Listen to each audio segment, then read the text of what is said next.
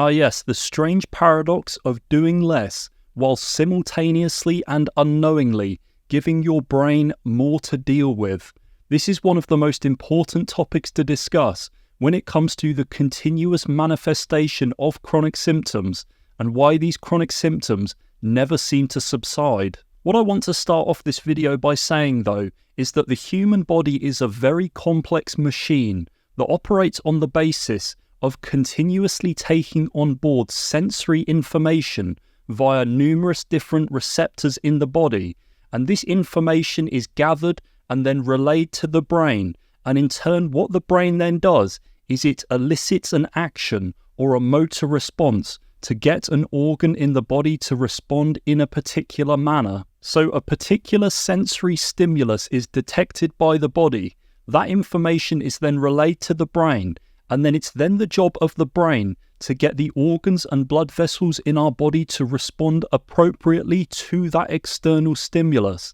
And by doing this, the brain is then able to keep the host, which is you, in a state of equilibrium or balance. Now, when you think about yourself suffering with a chronic ailment, deep down, do you truly believe that the behaviors and activities that are going on within your body are appropriate given the external stimulus that you've taken on board? Or I'm guessing what's far more likely to be the case is that these reactions that are going on within your body seem totally disproportionate and completely unjustified. The reality is that we never truly feel in a state of balance at all, and instead what it feels like we've inherited is a body that's super sensitive and over-responsive and reactive to every single external stimuli, and it makes everyday life extremely restrictive. So for example, normal and healthy people might only become stressed and symptomatic in response to hearing devastating news,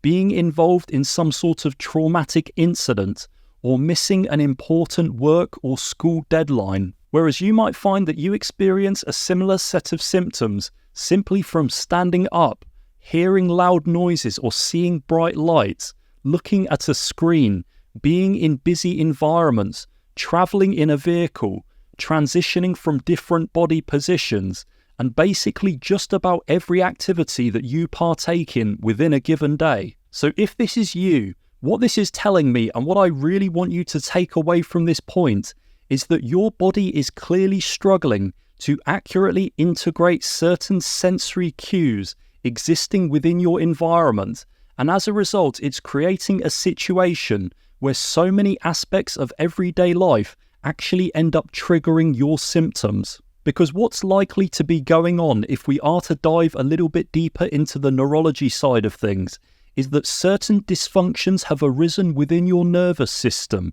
and it's affected the way that sensory information is actually being delivered to your brain, and then in turn that is impacting how your brain gets the rest of the organs in your body to actually function. And a very significant neural pathway as far as chronic conditions are concerned is that information is sensed by these sensory receptors all over the body. It's then sent to the cerebellum, which is the little part at the back of our brain here, where all of this information is integrated. That information is then sent up to the thalamus, and then from the thalamus it gets relayed once more into the cortex, which is these two large hemispheres at the very top of our brain. At this moment, sensory inputs are then converted into motor outputs, which is where the cortex fires into the basal ganglia, which is the part of the brain just beneath it, and in this part, certain inhibitory neurotransmitters are produced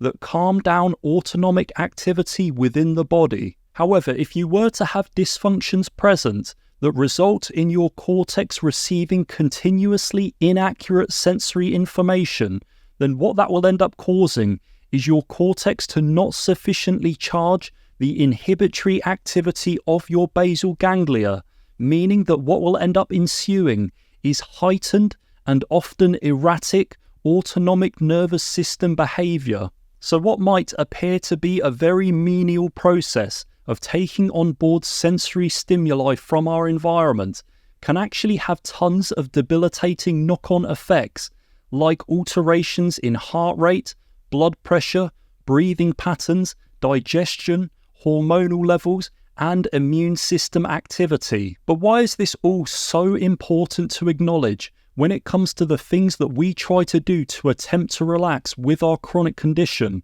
Well, I'll explain all of that in just a second. But firstly, if you haven't already, I highly encourage you to check out the Unbeatable Blueprint online course. This is where you'll learn about these neuronal pathways in far more detail, and I'll provide you with a step-by-step plan of exactly what you need to do to balance out these systems to get your body to behave in a far more functional and far less symptomatic state. Okay, so back to the title of this video and the reason as to why the things that you're doing to relax might actually be adding to the onset of your symptoms is because without knowing it, you might unintentionally be activating one or many of these dysfunctional sensory pathways into your brain, and as a result, it's stressing your brain and then subsequently your body even further. So what are some of these activities that I'm alluding to here? Well, for example, if you're somebody with hyper or hypofunctioning of your visual system, meaning that there's certain instabilities with the way that your eyes take in visual stimuli, then certain activities like scrolling on a phone, looking at something on a screen, or even simply reading a book, the rapid eye movements that are involved in that can actually stress your brain. I remember when I went through my own functional neurologic rehabilitation a year or so ago, the team there wanted me to spend half an hour every day inside a room that was filled with these red lights so that I could expose my skin to that particular form of light. Anyway, during the first week, I was just sat in the room with my eyes closed, waiting for the time to pass. However, when week 2 came around, I saw it as an opportunity to message people back. So I brought my phone into the room with me, and I was texting people during the half-hour periods. And strangely enough, after feeling absolutely fine during the first week,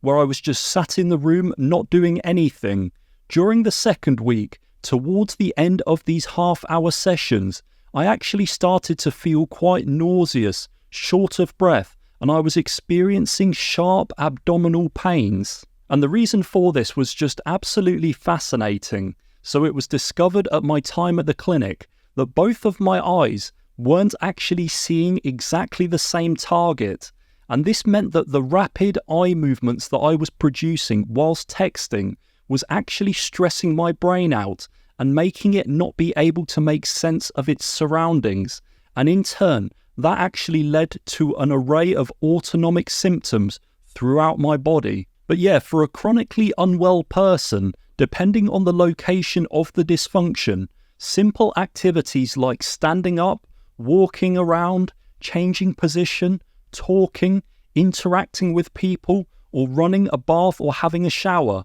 and every single other activity that you could probably think of that people do to try to relax, actually all have the potential for discreetly triggering your symptoms. Now, I'm not saying these things to try to worry you or put you off doing certain things whilst trying to relax. I just think it's very important to bring this to your attention, as it can actually be a very useful pointer in getting to the root cause behind the continuous re-emergence of your chronic symptoms. Because if you are somebody who's able to identify the dysfunctional sensory receptor or pathway and then train it back up to the levels that it should have originally been functioning at, then you can partake in plenty more activities that you enjoy doing without suffering nearly as many symptomatic consequences. And that's because you'll be strengthening the load that this receptor is able to handle before it fatigues, meaning that you'll be improving your overall resilience to sensory stimuli. And because of this, your brain will offer you the license to be able to do much more within a given day. How do you actually go about achieving this though? Well, in my case, I had a thorough neurological examination that was performed by a trained chiropractic neurologist, and it was during this examination that some of these key dysfunctions were actually uncovered. Once they were identified, I was then given some very targeted neurological exercises that I had to carry out multiple times every day. And this was finally the turning point in my own recovery journey, where I was suddenly able to handle far more without my body crashing and becoming symptomatic. And I was able to build on this progress day after day, week after week, and month after month.